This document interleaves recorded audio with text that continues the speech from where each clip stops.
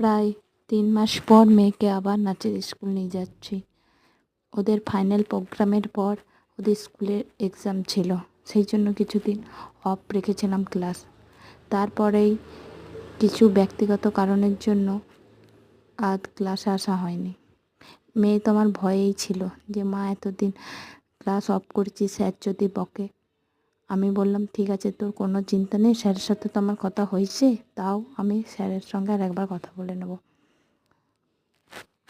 তাও ও সাহস পাচ্ছিল না, ভাবছিল ওকে স্যার খুব বকবে।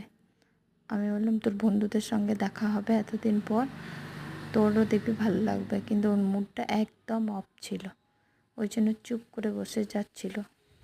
আর এই ভিডিওটাও কখন করেছে আমি নিজেও জানি না। আমি ফোন ঘাঁটতে ঘাঁটতে দেখছি এই ভিডিওটা করেছে। আমার মেয়ের মুখটা দেখুন, একদম হাসি খুশি নেই। তারপর স্যার যখন বলল ঠিক আছে আমি সব জানি, তখন ও একটু রিল্যাক্স হলো।